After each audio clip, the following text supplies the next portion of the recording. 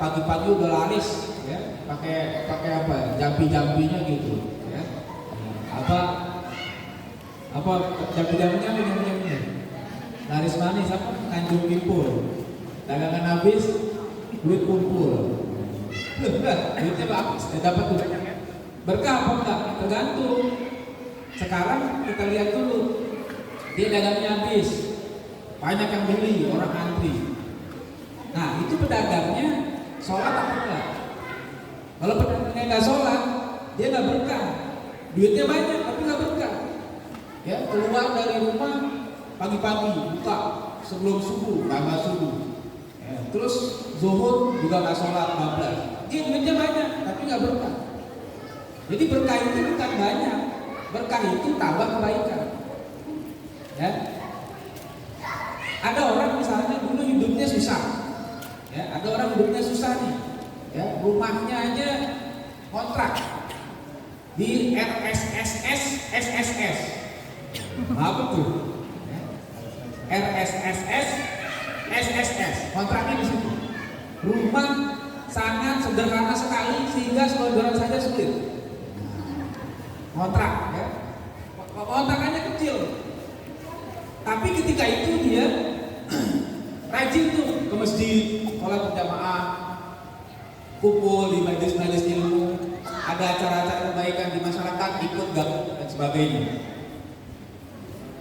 Suatu hari berubah hidupnya, dapat rezeki, ya, naik derajatnya, gitu kan? Bisa beli rumah, kerjaannya enak, gajinya tinggi, dia bisa beli rumah KPR lah, katakan begitu ya, beli rumah, nah, rumahnya lebih mewah, lebih besar. Tapi udah mulai tuh ke masjid udah mulai jarang, udah nggak ingat berjamaah lagi. Ada pengajian udah mulai absen terus, izin terus.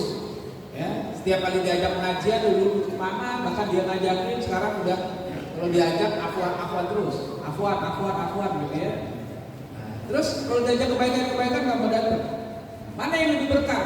Yang pertama malah lebih berkah. Ya, ketika dia masih susah, dia berkah. Tapi ketika dia senang sedikit, hilang keberkahan itu. Ya, makanya Nabi itu paling takut umatnya bukan miskin. Dalam satu hadis Nabi mengatakan, saya tidak takut umatnya miskin, tapi saya takut kalau umat saya itu dihadapkan pada dunia. Takutnya apa? Takutnya dia hilang keberkahan itu. Ya, sebab banyak orang miskin, sahabat-sahabat Nabi itu banyak yang miskin, tapi hidupnya sangat berkah. Tapi ketika di saat orang itu udah berubah menjadi kaya, udah mulai lupa. Jadi makanya saya suka mau teman-teman juga gitu. Mungkin ada hikmahnya kita nggak jadi kaya, jadi kita nggak lupa sama Allah. Coba kalau kita kaya dikit nih, mungkin kita lupa sama Allah. Ya, hari ini kita nggak tahu dari mana, ngapain gitu ya. Bisa jadi, tapi bukan berarti kalau orang kaya itu pasti lupa, enggak juga. Ada orang kaya yang baik, berarti dia kayanya berkah. Ya, duitnya makin banyak mengalir ke tempat-tempat yang baik, ibadah juga nggak berkurang. Nah itu namanya kaya berkah. Nah itu kayak begitu. Kita minta nih.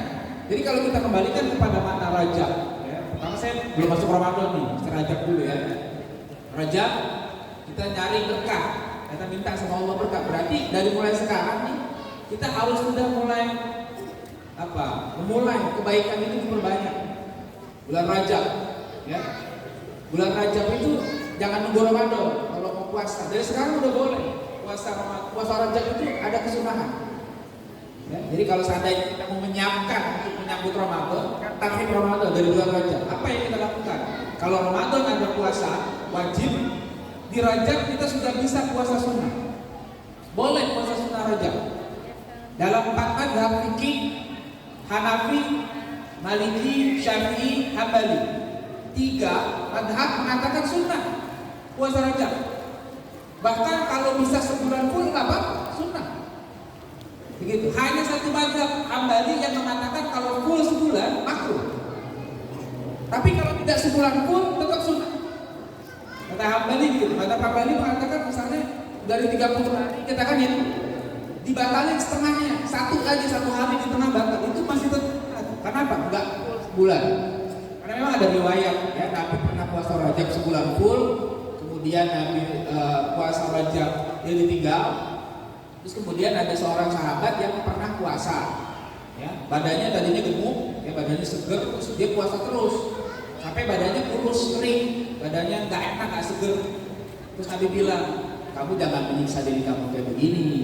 Kalau mau puasalah, ya, buat hari puasa, nanti puasa Senin Kamis dan sebagainya. Terus kata dia, jangan yang wajib aja Rasul, saya pengen lebih puasanya, tambahin lagi. Terus Nabi kasih saran, kalau mau tambah lagi, silakan puasa di bulan-bulan yang haram. Bulan-bulan haram itu bulan yang mulia tadi, termasuk Rajab.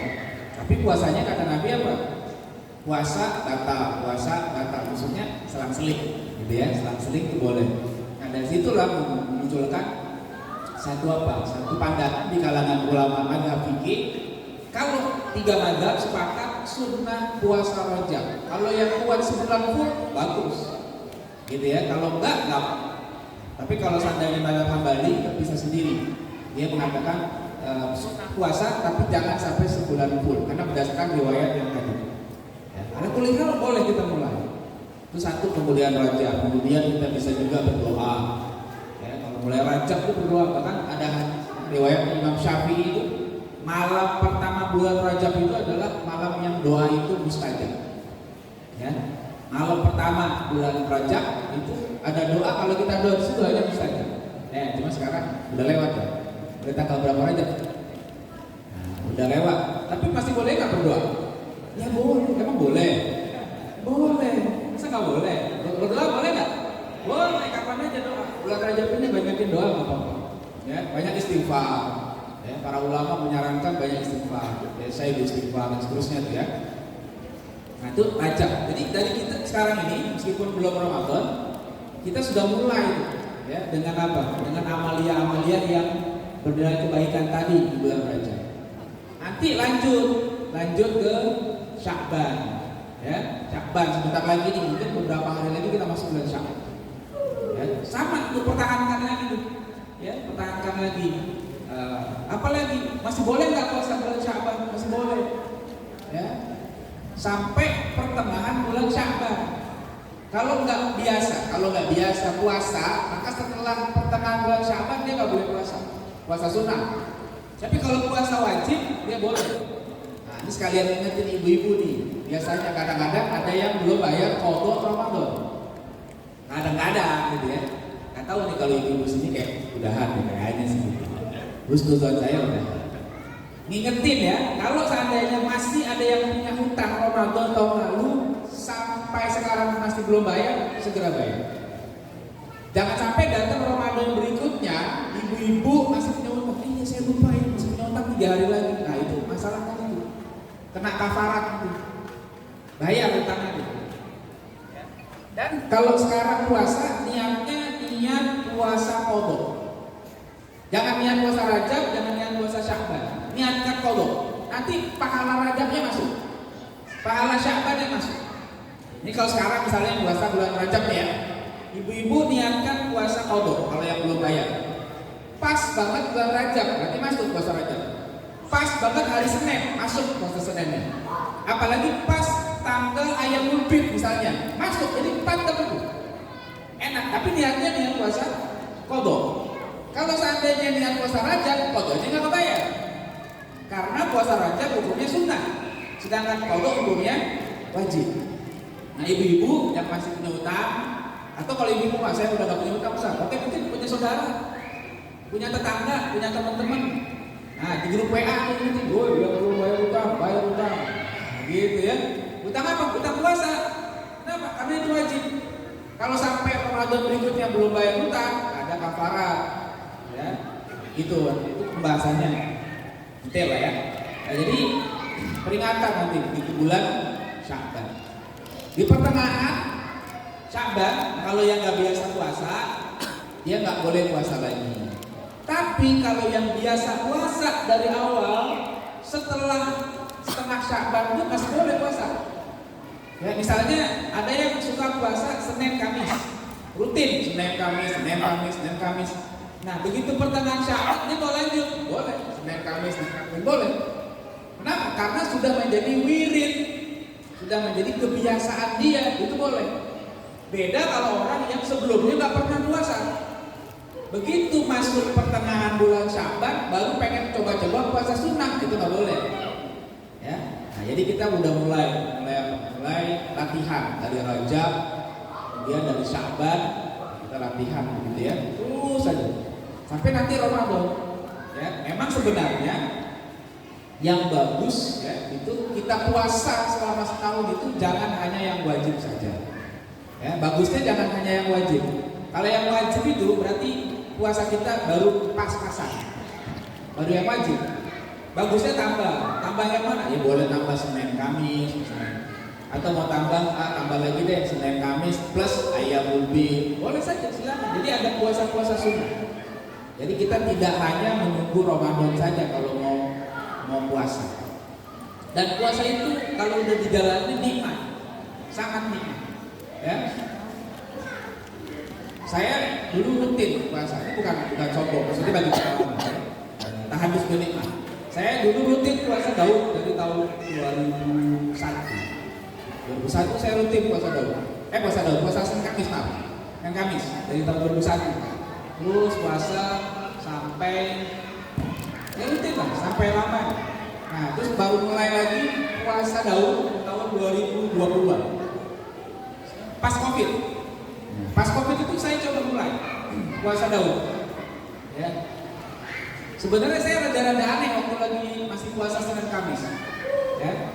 Belakangan tapi anehnya itu kenapa? Saya suka puasa Senin Kamis, tapi badan saya waktu itu rada bengkak.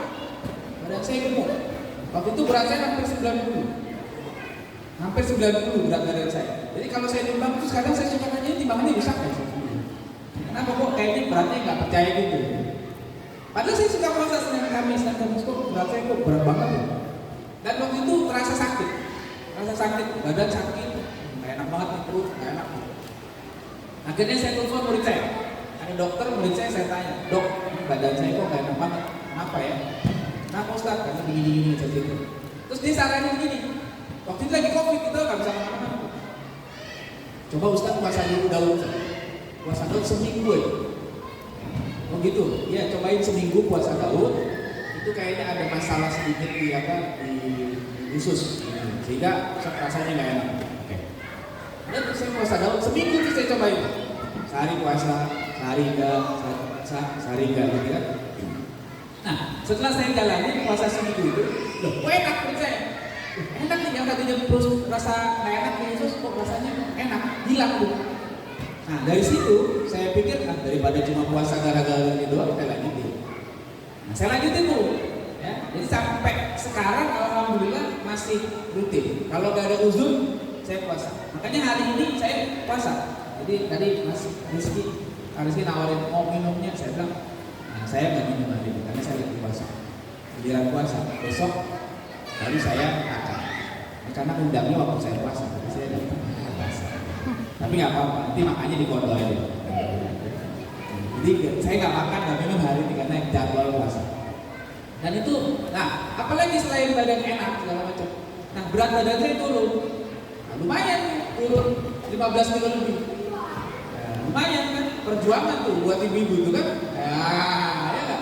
Ibu-ibu kan rata-rata pengennya badannya kurus, tapi cita-citanya bagus itu. Tapi problemnya cita-cita pengen kurus, tapi ngemil terus, nah itu yang susah. Nah itu ibu-ibu sana bukan ibu-ibu sini. Ibu-ibu sana, ibu-ibu sini mah enggak ya?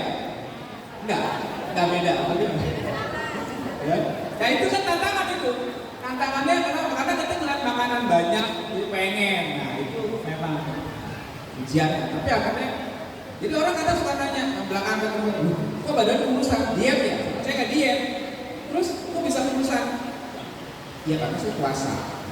Jadi nggak diet kurus dapat. Nah itu kalau kata kita dulu, karena kalau niatnya akhirat dunia dapat. Tapi kalau niat dunia akhiratnya nggak dapat. Kalau saya ikut program diet, mungkin bisa ngurus, tapi nggak dapat pahala karena nggak puasa. Tapi kalau saya puasanya dapat pahala, dietnya dapat. Jadi badan saya kurus. Tapi sebetulnya nggak cukup. Tapi kalau kita minum lagi nggak enak juga kayaknya.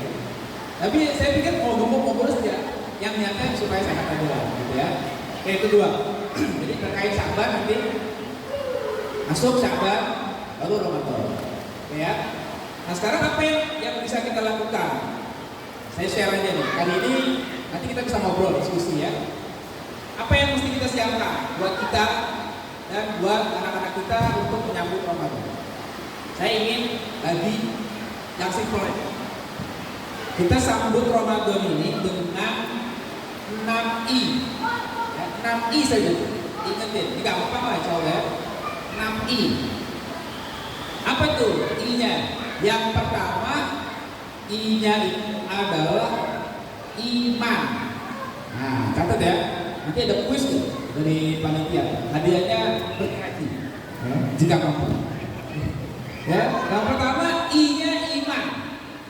Nah, jadi kita menyambut Ramadan itu siapkan iman kita. Ya. Kenapa? Karena yang dipanggil oleh Allah Subhanahu wa taala ya, untuk ayat puasa ini siapa? Orang yang beriman. Kan tadi dibaca ayatnya itu. Ya ayyuhalladzina amanu kutiba alaikumusiyam kama kutiba alal ladzina min qablikum la'allakum tattaqun. Yang dipanggil orang yang beriman. Hai orang-orang yang beriman. Itu dulu tuh. Ya, iman. Iman itu apa? Iman itu artinya percaya. Kan gitu. Iman itu artinya percaya. Jadi apa? Kalau nanti Ramadan datang, kita harus percaya. Kita harus yakin bahwa bulan ini datang untuk kebaikan kita. Gitu ya. Jangan sampai ada dalam diri kita keluhan ketika datang Ramadan. Jangan sampai begitu Ramadan mau datang nih kita, aduh sebentar lagi nggak bisa makan siang-siang. Aduh sebentar lagi nggak bisa ngemil nih. Ya. Bagi yang orang-orang ahli hisab tuh, wah siang-siang nggak bisa hisab tuh, nggak bisa rokok. Kan ada ahli hisab, ada ahli rukyah. Ya ahli hisab bukan hisab astronomi, tapi ahli 234 ya. Masna Rasulullah sallallahu alaihi wasallam di Samsu. Ya, itu nggak bisa. Nah itu jangan begitu, di hati kita tuh harus senang. Ya, alhamdulillah Ramadan datang. Ya, ciri-cirinya apa? Biasanya iklan sirup udah mulai banyak. Itu kan kalau di TV gitu. Ya, nah itu udah mulai itu lah. Cuma setelah itu kita udah jangan menanggap, oh nanti nggak enak nih, nggak bisa makan siang, nggak bisa minum, jangan. Ramadan capek nih, enggak, jangan kayak gitu. Jadi kita harus apa? Harus yakin bahwa ketika Allah memanggil kita, hai orang-orang yang beriman, maka Allah itu ingin memberikan hadiah buat kita. Hadiahnya apa? Hadiahnya puasa. Ya, dalam konteks ayat Al-Baqarah 183 itu hadiah yang Allah ingin berikan kepada kita tuh hadiahnya berupa puasa. Kok hadiahnya puasa? Jadi puasa itu hadiah buat kita karena Allah pengen kita banyak dapat kebaikan. Ya. Oke, puasa ya. Pertama tuh. Percaya. Sekarang gini, kita tuh sama orang aja kadang-kadang percaya. Kalau ada dokter yang baik kasih tahu kita, Bapak, Ibu, Bapak mestinya begini, makannya begini, jaga kesehatan gini. Kita percaya apa enggak? Percaya.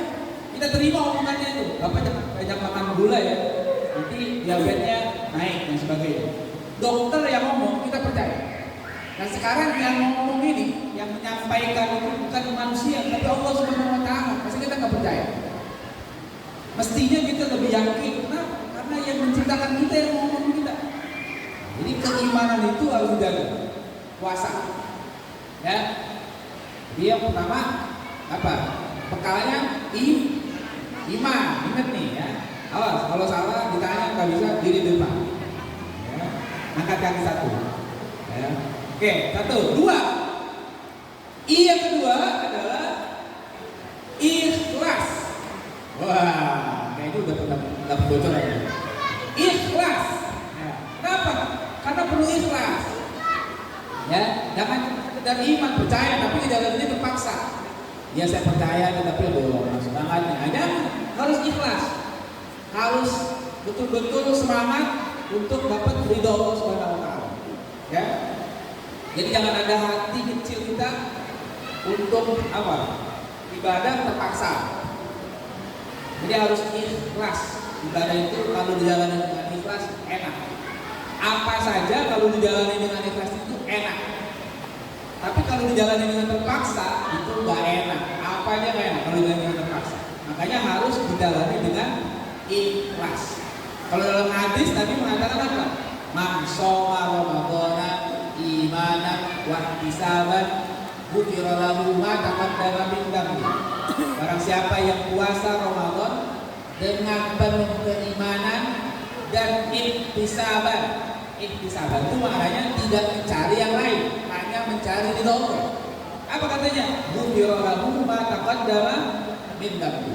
Allah ampuni dosa-dosanya yang telah. Nah, jadi kita setelah kita percaya kepada Allah, beriman, kemudian jangan lupa ikhlas. Gitu ya. Paham nih? Gak apa-apa.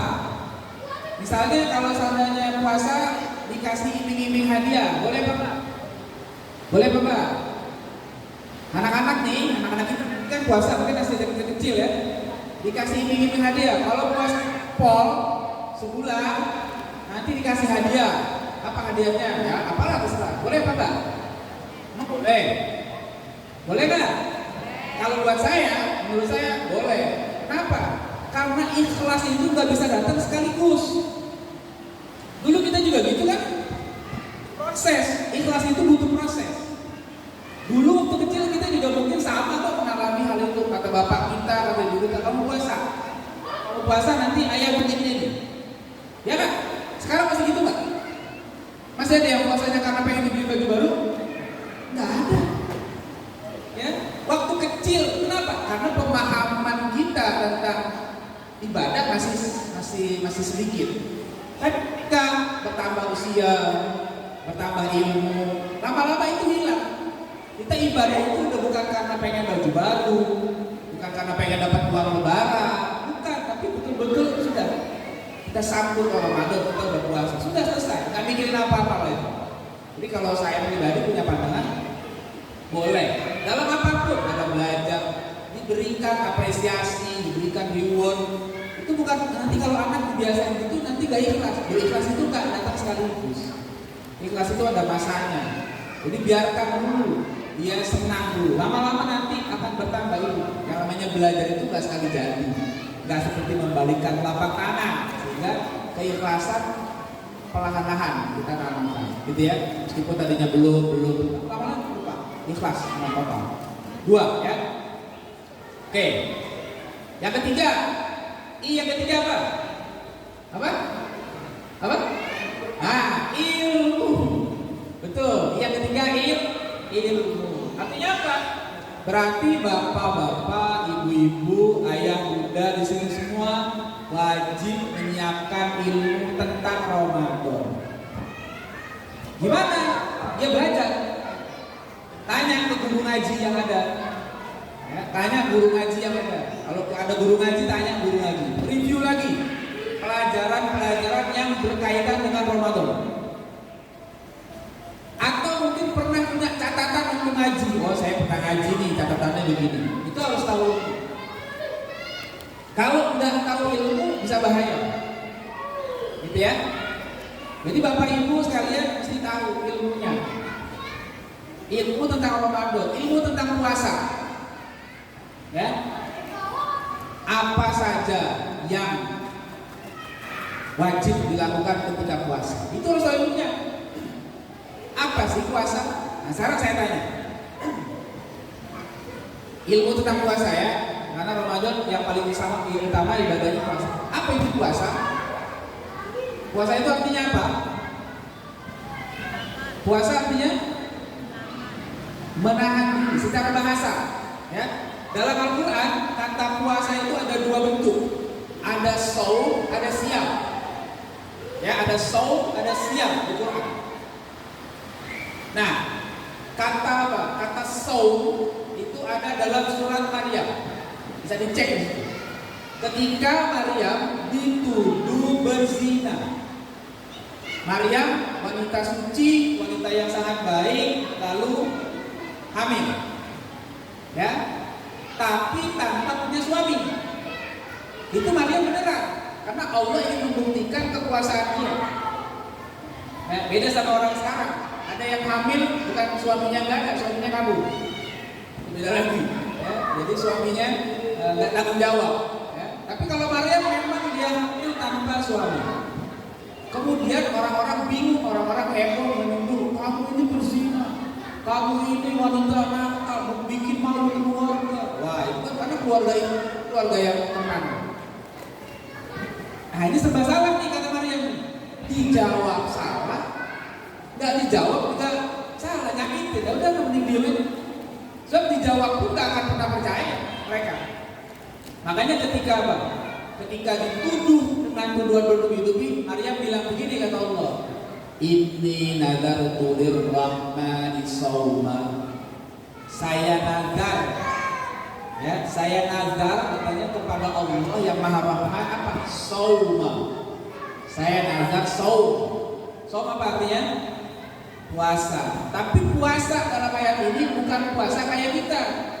Bukan puasa dari pagi sampai maghrib nggak makan nggak minum. Kenapa? Karena secara logika juga nggak mungkin. Kenapa? Biasanya kalau orang habis melahirkan apa yang terjadi? Nifas. Kalau nifas boleh puasa? Nggak boleh. Jadi puasa di situ bukan puasa tinggi Ramadan. Nah, apalagi dipertegas dengan ayat berikutnya. Kata beliau apa? Falan nukallimal yauma insiya. Saya janji, saya nazar tidak akan mau ngomong kepada manusia seorang pun hari ini saya nggak ngomong.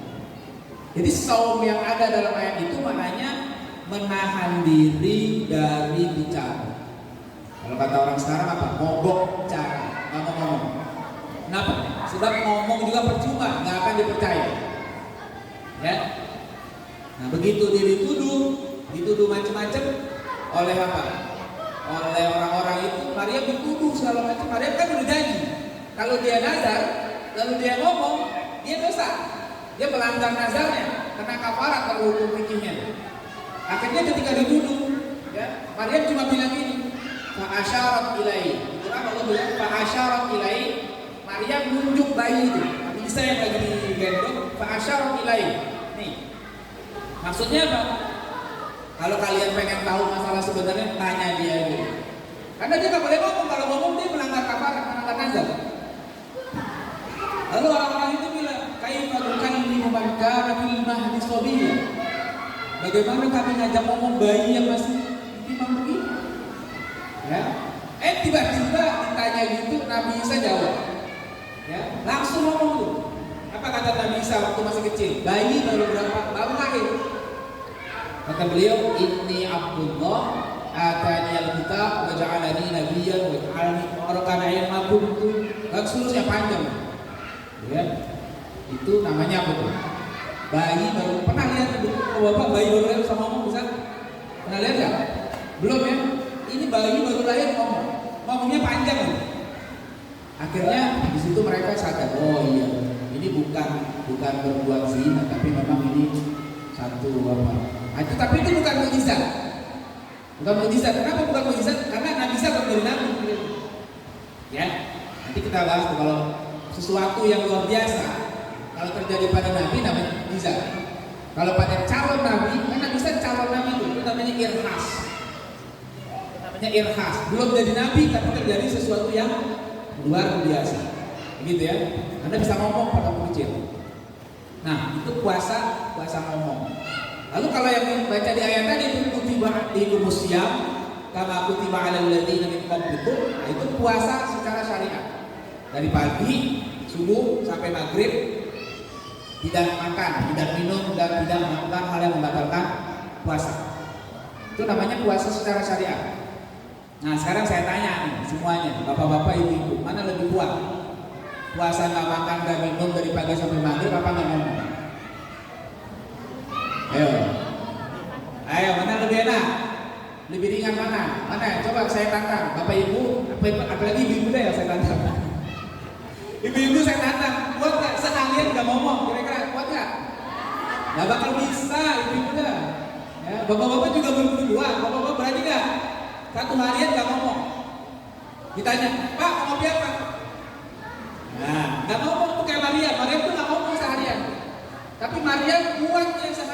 jenazah.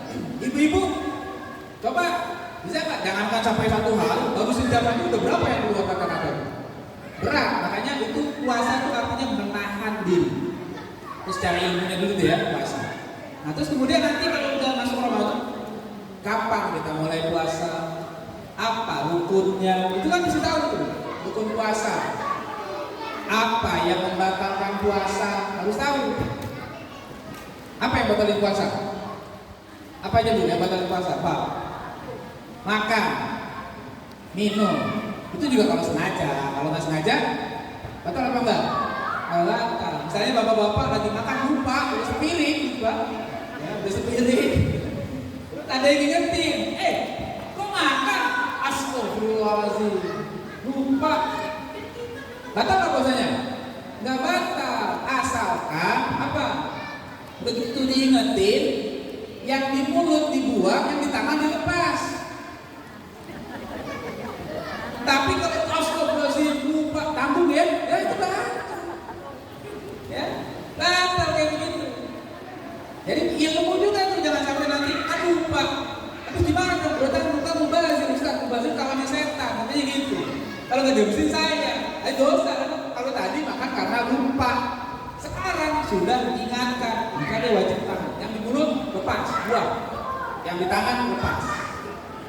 Ya, makan nggak boleh, minum nggak boleh. Apalagi nggak boleh? Yang batalin puasa. Apalagi? Cuma makan minum doang. Apa? Muntah ya, muntah sengaja. Meskipun agak susah case-nya kita temukan sebenarnya. Ya, saya juga sampai sekarang kalau lagi ngaji gitu, gimana caranya muntah sengaja tuh? Saya belum ketemu case-nya. Apalagi yang nggak boleh? Apa? Apa? Pingsan. Ya, ini lihat pingsan dan perincian masalah. Ya. Berhubungan suami istri. Siang Ramadan boleh apa enggak? Emang boleh? Nggak boleh.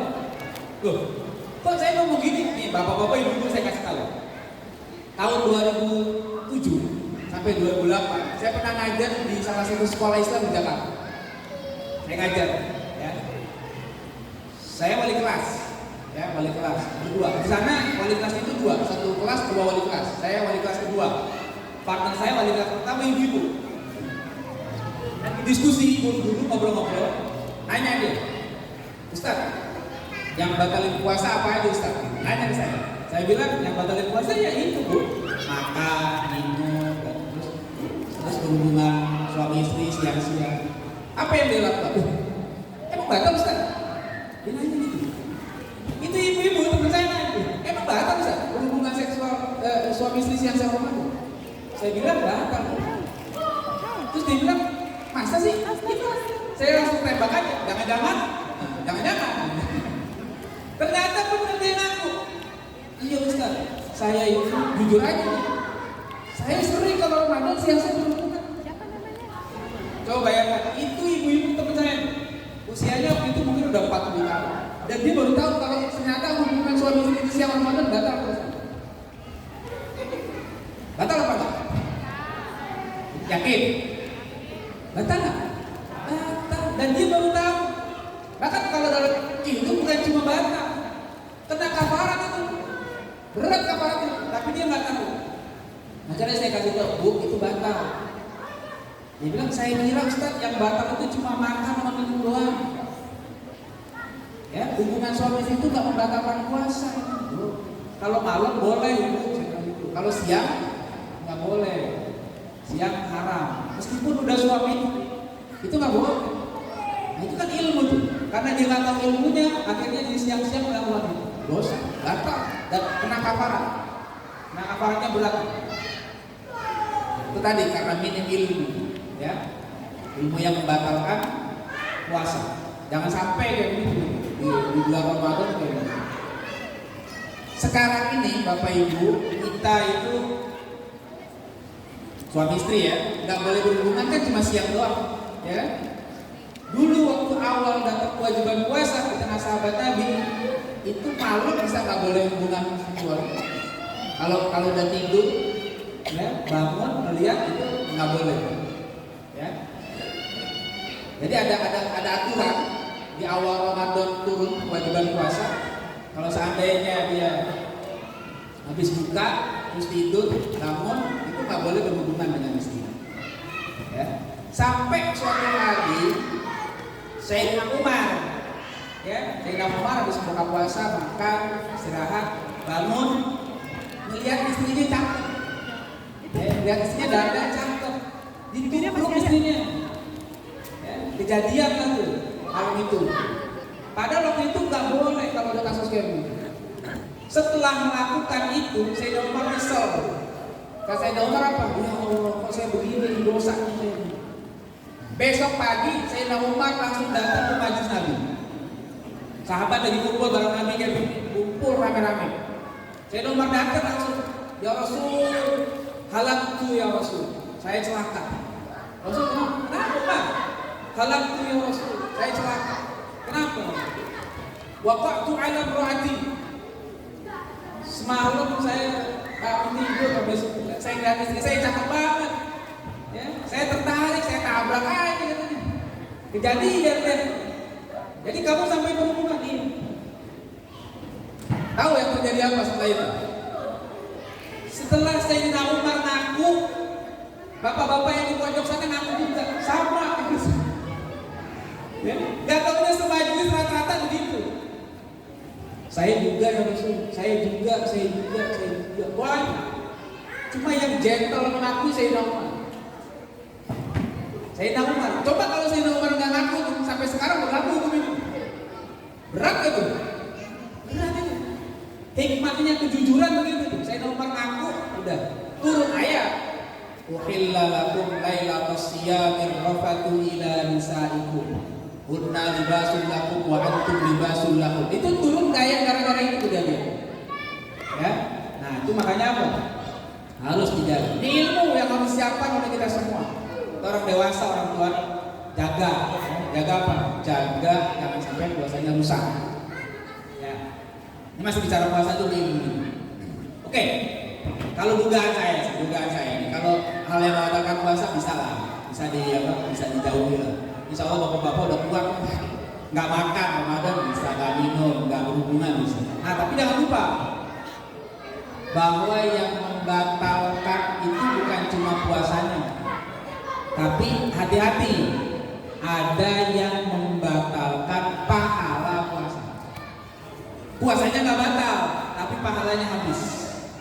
Nah ini harus dijauhi. Apa contohnya yang habisin pahala puasa? Contohnya ghibah. Ghibah itu puasanya nggak batal, tapi pahalanya habis. Kalau orang puasa tapi ghibah, puasanya tetap sah. Artinya sah, dia tidak wajib qadha, tapi pahalanya habis. Itu yang kata Nabi nanti apa? Kam min shaimin laisa lahu min siyamihi illal ju' wal 'atash.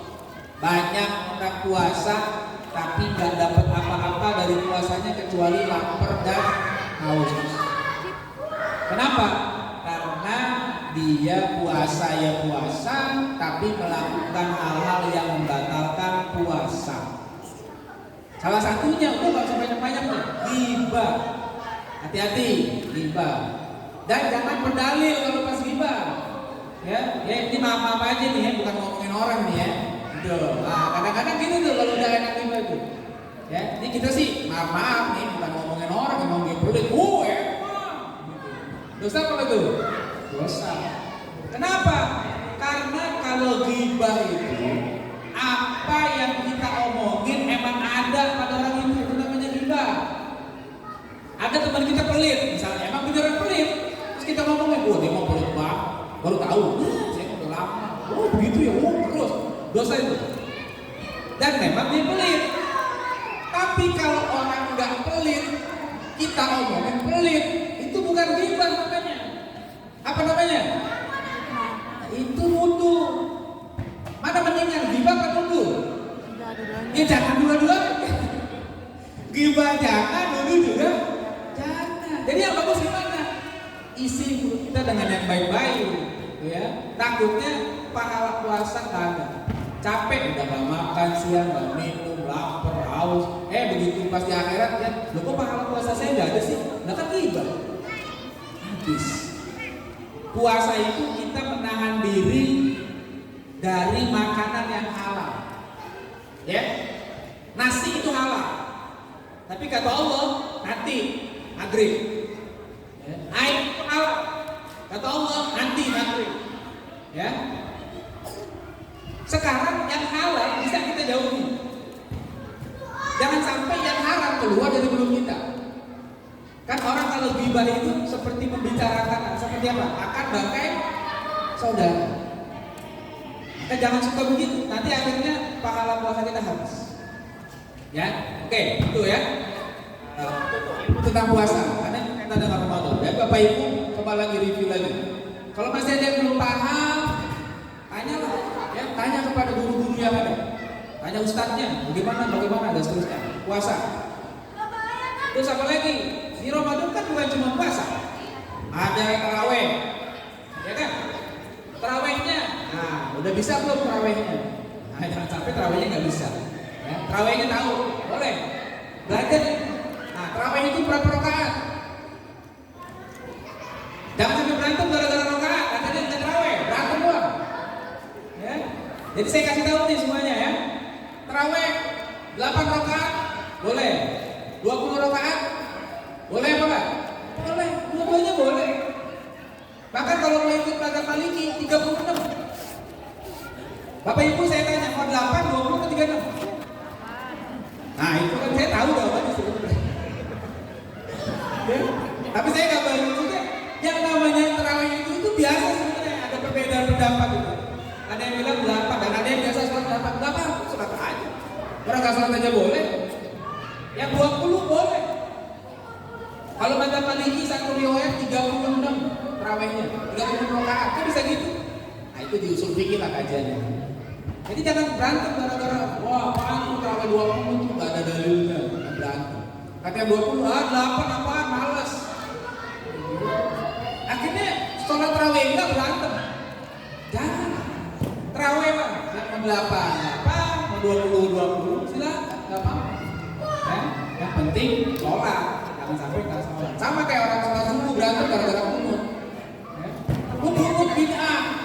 Kata yang kunut, lu nggak apa aja nggak kunut, gitu kan? Kata yang nggak sholat, mendingan kita nggak berantem, aman, damai itu. Dia berantem dulu sholat ya, kunut yang nggak berantem. Kita nggak pakai berantem, kenapa? Karena kita nggak sholat. Jangan, udah sholat tarawih deh.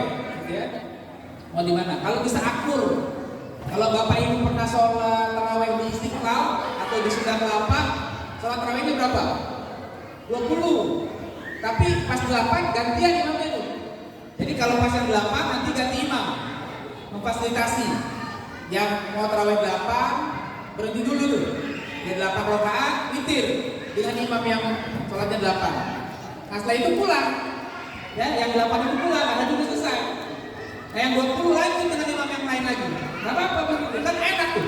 Satu masjid tapi akur kayak gitu. Nah, jadi Bapak Ibu nanti kalau sholat tarawih di masyarakat yang 8 bagus, 20 bagus, silakan aja. Jangan berantem ya. Nah itu ilmu tentang tarawih. Apalagi baca Quran. Ya, baca Quran ada ilmunya tuh. Jangan sampai sembarangan baca Quran. Ya. Ilmunya tentu kalau baca Quran ilmunya tajwid. Maka Bapak Ibu yang misalnya belum lancar baca Quran jangan malu, belajar. Tidak ada kata terlambat dalam itu. Ya, kalau masih ada yang kurang lancar, kurang rapi, belajar lagi. Tanya lagi kepada guru-gurunya supaya baca Qurannya lebih bagus. Jadi kalau nanti khatam Quran, khatamnya bagus. Ya, baca, jangan saya mau Ustaz mau belajar karena udah tua gini. Jangan mau, belajar lah, ya, baca Quran tuh.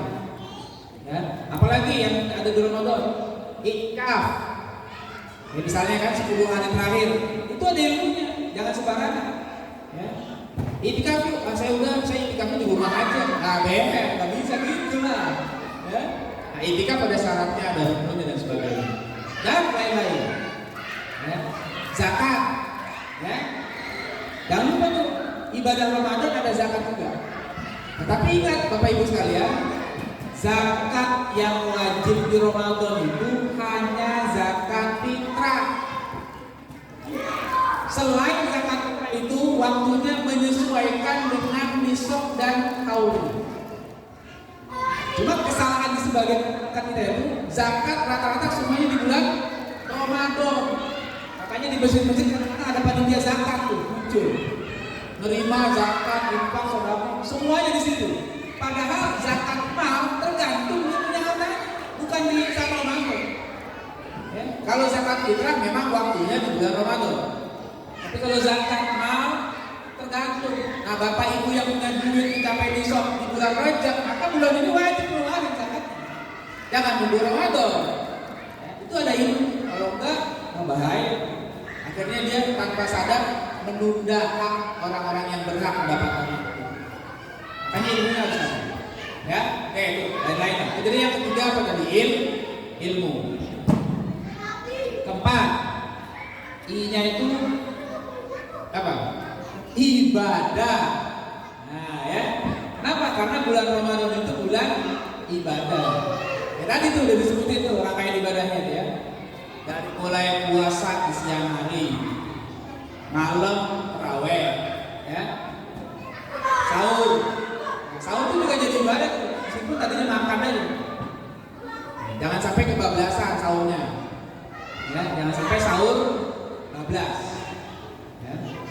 Sahur kalau makanya gini ya. Makanya di penanggalan itu ada waktu imsak itu untuk nahan itu supaya nggak kebablasan. Jadi udah azan jangan makan. Waktu imsak itu sebenarnya bukan berarti waktu udah mulai puasa, belum. Andaikan makan pada waktu imsak masih boleh, nggak batal. Cuma kayak kata di jalan itu kayak lampu kuning supaya siap-siap.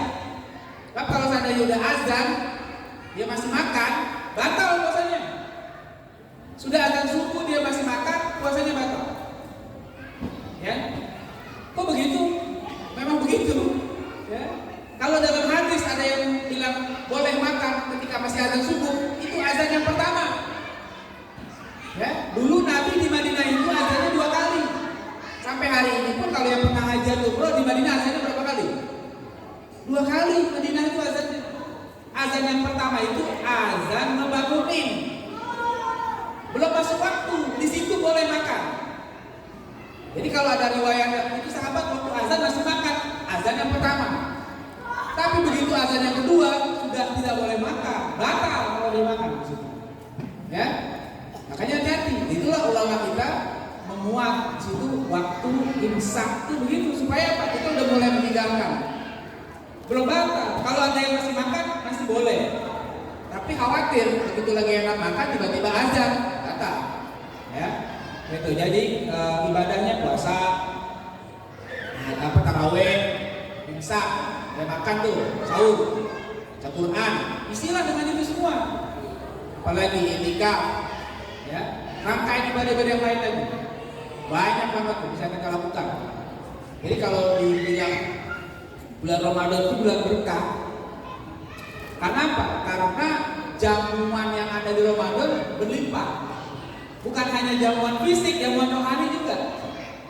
Ya, kalau jamuan fisik sih pasti berlimpah itu. Sekarang nih kalau bapak ibu lewat di jalan sore-sore ada jual lontong, nggak ada ini. Ada yang jual kolak nggak sore-sore sekarang? Nggak ada. Begitu Ramadan, wow, berjejer tuh orang tuh. Yang dagang lontong, kolak, risol segala macam. Ada tuh. Sekarang belum ada. Ya memang begitu Ramadan, makanya berlimpah. Tapi kalau kita nggak hati-hati, akhirnya puasa bukan tambah kurus badan kita, tapi tambah gemuk. Gitu ya? Kenapa? Buka puasa udah lontong, risol, es kelapa atau sop buah. Ntar habis terawih lanjut lagi makan. Jadi akhirnya puasanya nggak ngurangin makan, tapi cuma nuker jadwal makan. Ya, tetap makannya 3 kali sehari. Ya, sahur, buka puasa, ada terawih. Gemuk lah badannya. Mestinya puasa itu dikurangi makan kita, bukan nuker jadwal. Ya. Nah itu juga ada ibadah-ibadah yang lain yang harus kita isi. Jadi sehari-hari. Nah sekarang tadi ibadah apa jamuan fisiknya ada, jamuan rohani juga banyak. Di bulan lain kayak sekarang Rajab, Sya'ban, selain Ramadan, kita sholat malam nggak bisa banyak-banyak biasanya, paling cuma dikit. Ya paling sholat isya, Kalau ada yang mau beli atau beli ya selesai. Atau mati witir atau tahajud. Tapi kalau Ramadan kita bisa sholat lebih banyak. Ya tadi terawih tergantung, kalau 8 jadi tambah banyak, kalau tambah 20 lebih banyak lagi. Jadi bulan itu bulan ibadah. Siapkan nih ibu-ibu apa anak-anaknya aja semuanya puasa sahur bareng ya. Kemudian baca Quran juga targetkan. Kalau bisa khatam minimal sebulan sekali khatam. Kalau seandainya satu hari 1 juz, maka sebulan itu khatam 1 juz, satu kali khatam. Ya, kalau seandainya 1 hari 1 juz, kan 1 juz nggak banyak. 1 juz itu paling berapa halaman? Paling 10 kurang lebih. Ya, kalau kita nggak biasa duduk sekali baca, oke, dicicil. Zuhur 2 lembar, asar 2 lembar, maghrib 2 lembar, itu 5 kali selesai itu 1 juz. Kalau yang udah biasa 1 juz paling setengah jam. Kalau udah biasa, ya, maka kita targetkan jangan sampai nggak khatam Quran satu kali deh minimal. Ya, kalau ulama lain khatamnya lebih baik. Imam Syafi'i itu kalau Ramadan khatam Qurannya cuma 60 kali. Imam Syafi'i itu khatam Quran cuma 60 kali. Ya. Bapak berapa puluh kali? Ada 30 kali gitu.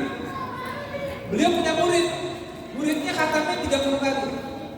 Ya, dan khatam 30 kali itu bisa gitu ya, karena mereka udah hafal lancar baca dulu gitu. Ya, kita kalau nggak bisa 30 kali, nggak bisa 60 kali, jangan sampai sekali nggak gitu ya.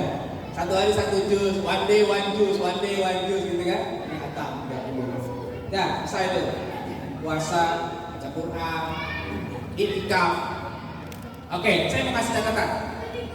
Biasanya kita belakangan ini kalau Ramadan banyak i'tikaf. Saya lihat Semarang i'tikaf itu belakangan itu luar biasa. Dulu waktu saya kecil jarang tuh yang ada i'tikaf bareng di masjid-masjid. Baru belakangan ini beberapa terakhir itu banyak. Nah, yang ingin saya kasih catatan begini, Bapak Ibu sekalian. Kalau Bapak Ibu sedang i'tikaf di masjid manapun, kan kadang-kadang ada acara tuh masjid i'tikaf ya, ada acara kajiannya. Saya suka isi juga. Saya suka diminta isi kajian di masjid mana gitu i'tikaf gitu ya. Saya suka isi. Nah, saya kadang-kadang merasa perlu mengoreksi sebagian peserta i'tikaf. Apa yang saya koreksi? Ketika ada kajian, mereka nggak dengerin. Mereka sibuk baca Quran. Itu saya koreksi, kenapa? Karena saatnya baca Quran nanti. Jangan merasa kita saya kan baca Quran, betul baca Quran baik. Tapi pada saat ada kajian, dia lebih bagus dengerin kajian. Kalau dia baca Quran, pahalanya buat dia sendiri. Kalau dia dengar kajian, dia paham, dia bisa bagi orang lain. Maka pada saat ada ustaz yang isi kajian, jangan baca Quran dulu. Tutup Qurannya, dengarkan kajiannya. Sholat sunat jangan dulu, berhenti dulu, nanti ada waktunya. Jadi jangan dipikir ibadah itu hanya baca Quran, baca paham. Ini manfaat kalau kita paham ilmu. Jadi saya suka sebelum mulai kajian saya minta tolong yang baca Quran tolong stop dulu. Karena itu perlu nih, kalau nggak gitu orang-orang nggak paham. Dia pikir ibadah, tapi dia nggak tahu kalau itu sia-sia. Ya, jadi saat ada kajian, biasanya pada tarawih itu ada kajian, ya kan? Dengarkan dulu. Kalau punya catat apa yang disampaikan ini, sehingga pulang itu kan kita dapat wadah ilmu. Ya, jangan keasikan baca Quran sendiri, ternyata baca juga salah. Jangan, ya, itu bagian dari ibadah yang mesti kita tahu ilmunya ya. Oke. 4, berarti ya, ibadah. Silakan nanti cek lagi ibadahnya. Kelima, yang kelima. Apa? Inya infak. Nah, itu yang kelima infak. Jadi Bapak Ibu Ramadan siapkan infak. Ya, infak itu maksudnya kita keluarkan harta fisabilillah. Yang wajib apa? Yang wajib Ramadan itu zakat. Zakat fitrah itu wajib. Artinya apa? Jangan sampai Ramadan kita lupa bayar zakat. Kapan bayar zakat? Dari awal Ramadan sudah boleh bayar zakat. Itu kalau dalam fikih namanya waktu jawaz, waktu boleh. Sah apa enggak? Sah, udah. Kalau mau gampang langsung. Tapi kalau malam takbiran itu namanya waktu wajib. Waktu wajib artinya apa? Kalau udah dibayar saat itu kapan lagi? Besok udah lebaran. Ya, jadi kalau udah malam takbiran udah nggak ada tahun kenapa. Tapi kalau mau didahulukan di awal Ramadan sudah boleh. Kalau kita biar gampang udah bayar aja, nggak apa-apa. Itu wajib. jangan sampai kita lupa kewajiban zakat fitrah kita. Ya, baju lebaran dibeli zakat fitrah lupa. Nah, ya, kue dibeli lengkap zakat fitrah belum. Nah, rugi. Jadi itu yang wajib. Yang sunnah, nah, kesempatan untuk lupa. Apa? Memberi makan orang yang puasa. Nah, jangan lupa itu kesempatan. Kan suka ada buka puasa di mana-mana tuh, di masjid. Bapak Ibu kalau kebagian diajak untuk ngirimin makanan, ambil kesempatan itu. Ya, kalau bisa tiap hari ya bagus. Ya. Kalau dulu saya tinggal di daerah Komplek 5, digilir Pak ini berapa orang, udah kita kirimin makanan itu ke masjid. Ada yang ngirimin air, ada yang ngirimin minuman. Besok bicara siapa? Tapi kalau saya tiap hari, silakan bagus, tambah berkah katanya. Ya, jadi kalau kita memberikan infak untuk orang buka puasa, kita dapat pahala puasa dan dapat pahala juga orang yang minum tadi, yang minum, yang makan tanpa mengurangi pahala mereka. Jangan sampai kita nggak mau infak untuk yang buka puasa. Ya, itu dua. Apalagi, ya kalau di masjid sholat, jangan lupa bawa uang. Kan suka ada kotak infak tuh, lewat ya. Infaknya itu suka ada lewat. Jangan sampai kotak lewat tuh, begitu nggak berhenti. Kayak bis Transjakarta, lewat lancar, nggak ada yang stop. Ya, bapak-bapak bawa duitnya, ibu-ibu bawa duitnya kalau ke masjid. Ya, sedekah itu prinsipnya gampang, biar banyak asal ikhlas. Nanti mindset, jangan biar dikit nanti. Kalau biar dikit nanti yang keluar gambar golok lagi. Gambar golok lagi. Udah ganti kan? Karena ngeri kan itu ya. Jadi keluarnya jangan gambar yang itu. Kalau ada rezeki lebih kasih yang dia. Itu. Jangan pikiran ditanya, mau masuk surga? Mau. Sedekah. Nyari yang kenceng. Nyari yang paling kecil. Kalau bisa yang besar, kenapa yang kecil? Jadi prinsip sedekahnya itu kita ganti mindset kita, biar banyak asal ikhlas. Kalau bisa, kalau nggak ada baru kecil asal. Kalau nggak ada nih, tapi kalau ada kan bisa. Ya, karena pahalanya buat kita. Harta yang kita keluarkan itu nggak berkurang, bertambah, dan dia cuma pindah dimensi saja.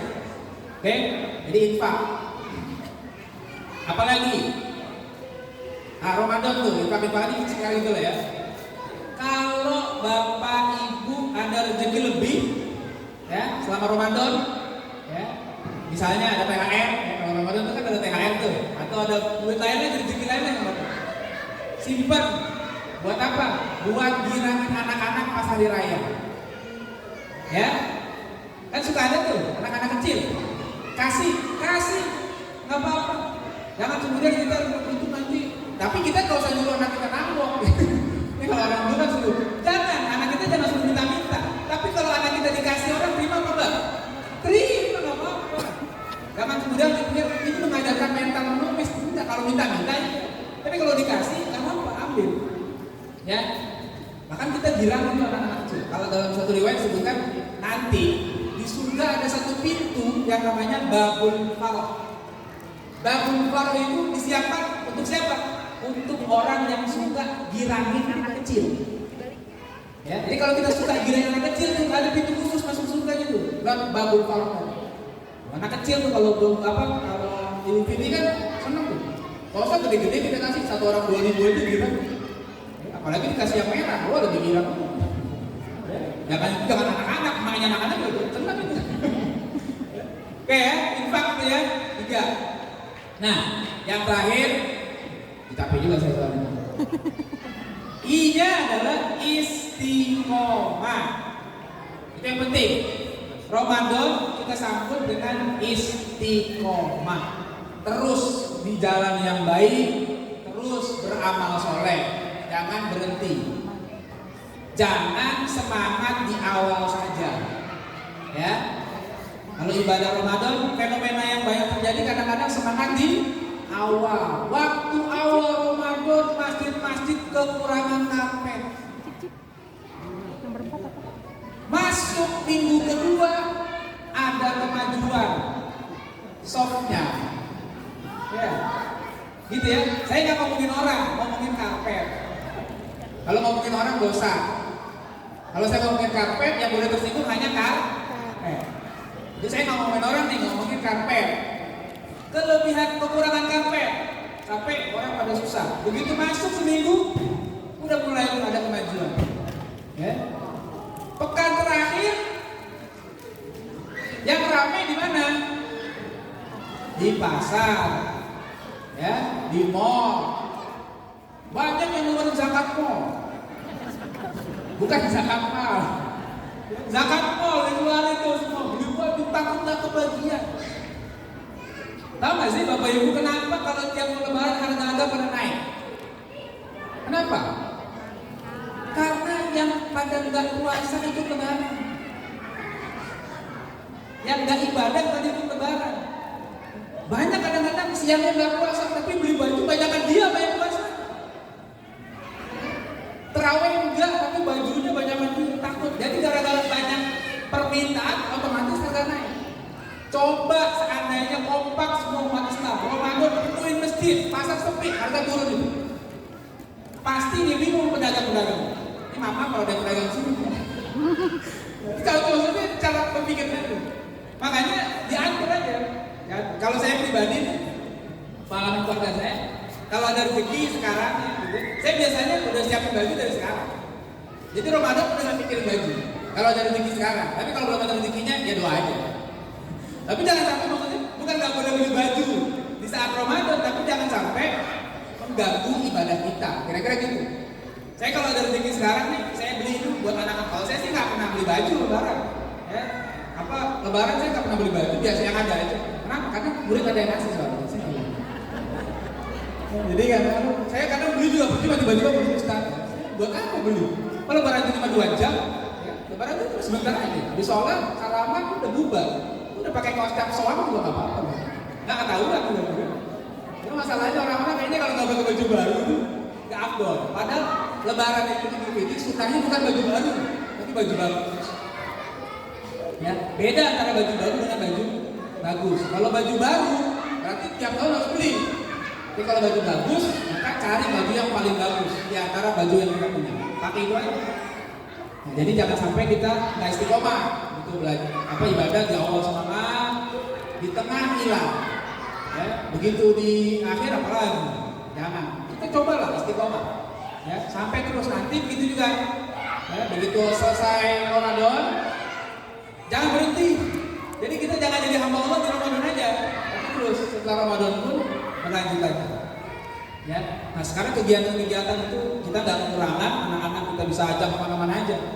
Nah, di sekolah juga mungkin ada. Atau kalau kebun main, ya Ramadan liburan tuh. Masuk ya, nah, bisa ada kegiatan yang disiapkan. Kalau saya di pondok 20 hari. Nah, 20 hari itu masuk santri. Santri baru pulang malam 20.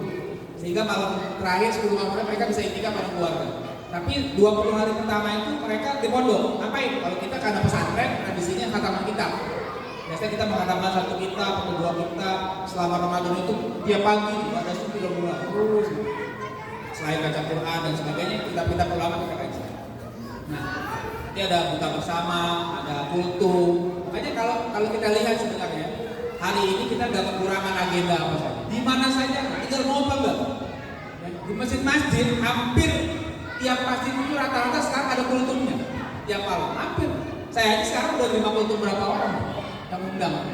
Tapi saya biasanya nggak penuh banget karena saya perlu di pesantren juga. Itu akan ada kegiatan terus. Sehingga kita manfaatkan momentum Ramadan ini bersama keluarga kita, anak-anak kita. Semangatnya dari kita dulu. Kalau semangat kita nanti akan menurun kepada anak-anak. Tapi kalau dari kita yang udah dalam semangat, anak-anak ikut biasanya. Ya, kenapa kamu nggak terawih? Ayah aja nggak terawih, jadi gitu. Jadi dia nggak mau. Ayah aja nggak terawih. Ya udah, jangan ya kayak gitu. Oke, udah cukup 1 jam nanti kita bisa lanjut diskusi. Ya, saya kembalikan ke moderator. Assalamualaikum warahmatullahi wabarakatuh. Intinya kalau saya tangkap tentang buah dari puasa gitu. Jadi kalau gini, kata Imam Ghazali itu Pak, puasa itu ada 3 level, 3 tingkatan. Ada puasa awam, ada puasa khusus, ada puasa khusus yang khusus. Puasa awam itu puasa yang hanya menjaga diri dari yang membatalkan puasa. Jadi dia nggak makan, nggak minum, nggak berhubungan, ya. Itu puasa orang awam, ya.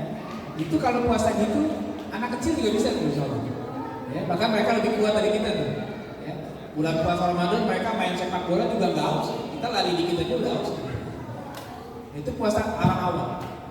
Ya. Karena yang dia tahu bahwa puasa itu nggak makan nggak minum. Tapi kalau kita mau naikkan lagi levelnya, bukan hanya sekedar puasa awal, naikkan. Apa? Puasa khusus. Apa puasa khusus itu? Jaga bukan hanya makan minum yang nggak kita lakukan, tapi jaga 7 anggota tubuh kita daripada yang tidak baik. Mata dijaga, telinga dijaga, lisan dijaga, tangan dijaga, perut dijaga, maluan dan kaki. 7 anggota itu wajib dijaga. Nah di situ akan kelihatan tuh buahnya. Kenapa?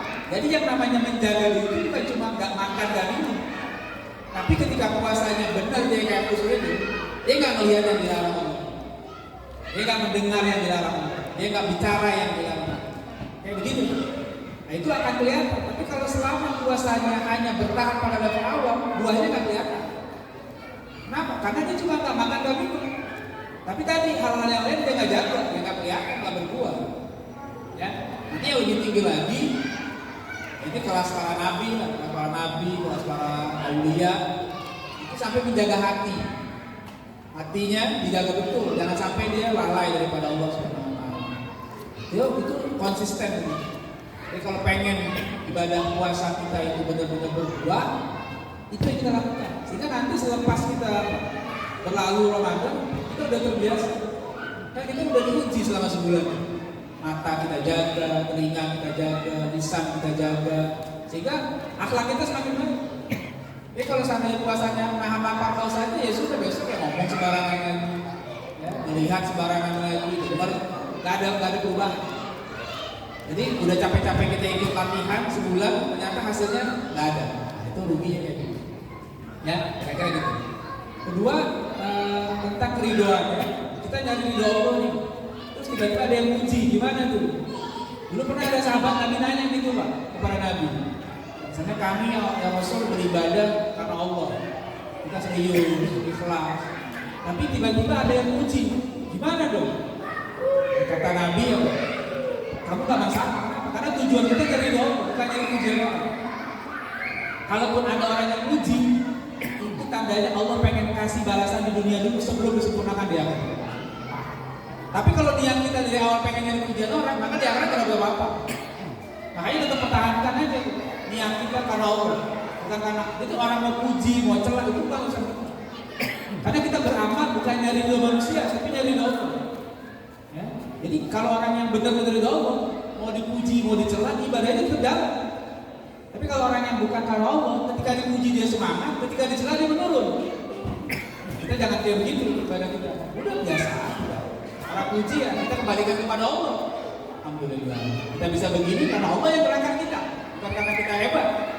Ya, kita bisa beribadah itu karena izin dari Allah, bukan karena kitanya. Jadi kita akan tidak lupa bahwa semuanya itu karunia Allah. Ya, nggak masalah. Gitu ya kira-kira. Jadi asal jangan besar kepala, jangan lupa. Oh, iya dong, saya gitu kan. Berapa nomor rekening? Tak usah gitu ya. Oke, jadi gitu. Kemudian yang ketiga tadi tips ya maksudnya. Tips istiqomah ya. Oke.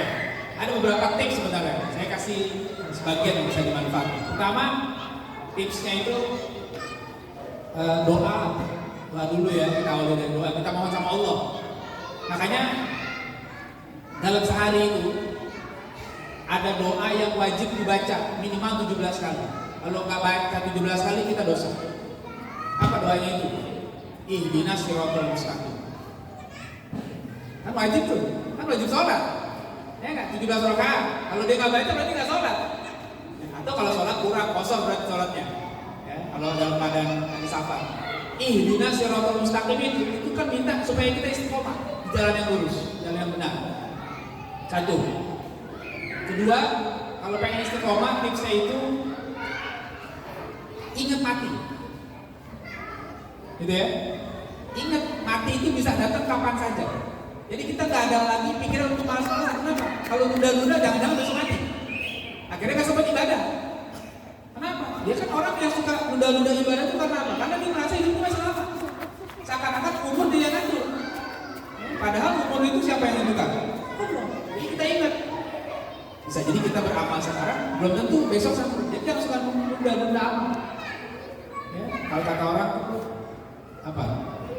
Entar, mantap kabur modal. Engke, mantap kabur jadi mati. Nanti, mantap kabur mati. Udah. Jadi kita manfaatkan momentum itu. Jadi seakan-akan sebentar lagi kita mati. Jadi udah nggak mikir itu macam-macam. Kalau kita nggak mikirin mati, kita akan santai-santai aja. Masih ada besok, masih ada. Karena yakin besok masih hidup. Ya? Nah, jadi kita pengen istiqomah tuh gitu di jalan yang benar. Nanti berkaitan juga ingat mati itu dengan apa? Dengan pikiran kita gini. Kalau kita mati dalam keadaan itu, kira-kira kita takut apa enggak? Kalau kita takut, berarti itu jalannya nggak benar. Tapi kalau kita nggak takut mati dalam keadaan itu, berarti kita dalam keadaan baik. Jadi kalau pengen tahu kira-kira yang kita lakukan itu baik atau enggak, kira-kira tanya. Kalau saya mati lagi begini, kira-kira kita takut apa enggak? Oh, kalau saya nggak takut ya mati pasti, tapi lagi dalam keadaan baik, sudah tenang aja. Kan mati nggak bisa dihindari. Tapi kalau seandainya dia dalam keadaan yang nggak baik, orang yang beriman pasti hatinya bergejolak. Diajak yang nggak baik, dia takut saya kalau mati. Berarti itu pergi dari situ. Kenapa? Tandanya dia sedang dalam keadaan yang baik. Ya. Jadi tips untuk bisa istiqomah adalah ingat mati. Ketiga, cari circle yang baik. Kalau kata anak sekarang cari teman-teman yang baik. Kenapa? Karena penting. Biasanya kalau dia temannya nggak baik, itu bisa ketarik dari istiqomah itu. Bisa nggak istiqomah? Kenapa? Karena godaan banyak. Tapi kalau punya teman-teman yang baik, kan ketika kita lupa dia itu tidak kesana. Nah itu enaknya punya teman baik. Rugi kalau kita nggak punya teman yang baik. Di saat kita lupa nggak diingetin. Saat kita melenceng dibiarin. Tapi kalau kita punya teman yang baik, kita nggak ngaji-ngaji ditanya, mana nggak datang ke pengajian, kan diajak. Itu circle yang baik itu manfaat. Jadi ketika kita lagi jalan, engkau tarik lagi jalan, tarik gitu. Makanya jangan sampai nggak punya teman yang baik. Itu beberapa tips lah yang bisa dijalani kalau kita pengen istiqomah. Oke, udah satu lagi apa? Ibu ya, Oke, puasa Ramadan dan intinya puasa Ramadan dan bulan lain beda suasana ya. Iya betul, memang kita nggak menafikan itu. Nah sekarang ya memang nggak akan bisa sama suasana Ramadan dengan di hari lain. Nah makanya saat pertama ini ada sebagian kampung ada istilahnya puasa apa? Lebaran ketupat. Ya kan di sebagian kampung itu ada istilah Lebaran ketupat. Itu bukan ibadah, puasanya ibadah. Tapi melaksanakannya rame-rame itu ada tradisi satu kampung. Jadi supaya enak suasananya masih suasana Ramadan, akhirnya begitu habis Lebaran besok langsung puasa lagi sekampung. Ya kan sehari 2 hari sampai 6 hari itu. Terus baru nanti syukuran lagi. Kenapa? Karena kan mereka bersyukur habis puasa Ramadan tambah 6 hari kan tanda-tanda kayak puasa setahun. Jadi kegembiraannya makin besar. Jadi sebenarnya orang-orang di kampung yang mengadakan puasa Lebaran ketupat itu bukan membuat syariat baru, tidak. Dia cuma membuat tradisi yang baru, ibadahnya tetap puasa, nggak ngarang. Cuma ngelaksanainnya aja yang baru-baru, gitu ya. Itu satu. Kalau mau langsung disambung ke, kalau enggak, memang nggak bisa, kampung kita nggak biasa, ya sudah minimal keluarga kita buat lingkungan itu sendiri. Jadi yang ibunya puasa, anaknya puasa, keluarganya kalau kita puasa. Sampaikan komitmen kita sama-sama kita puasa, kita ceritakan dulu. Sehingga nanti mereka menjalani itu mau. Meskipun awalnya berat ya nggak apa-apa, emang kita tahu itu belum wajib, kan? Proses nggak apa-apa. Saya pun gitu juga dengan keluarga anak-anakku ketika puasa Syawal, saya kasih tahu. Habis ini kita lanjut lagi puasa Syawal dan kita lanjut puasa Syawal. Ya, sehingga anak-anak juga tahu, kita besok puasa. Nanti kalau udah selesai Syawal, oke kita biasa lagi. Jadi memang nggak akan bisa full kayak Ramadan, nggak akan mungkin. Kecuali dia udah merasakan nikmatnya puasa. Tapi kalau di awal nggak apa-apa, jangan sampai apa? Jangan sampai nggak sama sekali. Ya, karena sayang kalau kita tinggalkan misalnya puasa Syawal atau puasa yang lain lagi. Itu juga dengan puasa-puasa Senin Kamis, ya. Itu aja yang pertama. Atau di rumah nggak bisa jadi kerjasama dengan sekolah yang mengadakan ini supaya dilatih juga. Kalau di sekolah anak saya SD begitu juga ada tuh puasa Senin Kamis, sehingga tuh melatih saya. Meskipun mungkin di dalam besok puasa lagi biarin aja, nggak apa-apa. Karena namanya belajar, ya, namanya belajar. Karena mereka belum paham. Tapi biarin belum paham tapi udah ngejalanin kan mendingan daripada nggak paham, nggak ngejalanin juga. Apalagi udah paham doang tapi nggak ngejalanin. Nggak apa-apa gitu. Kalau kita memaksakan momennya harus sama seperti Ramadan, kayaknya nggak bakal bisa. Ya, tapi setidaknya kalau nggak 100% kayak Ramadan, sebagiannya lah yang kita dapat. 50%-nya kah? Tapi paling nggak amal kita nggak pas-pasan hanya Ramadan saja. Ya, kira-kira gitu jawabannya. Ya, terima kasih. Dan lebih semangat untuk menyambut bulan suci Ramadan. Ya. Kita awali doa kita dengan bacaan Al-Fatihah. Bismillahirrahmanirrahim.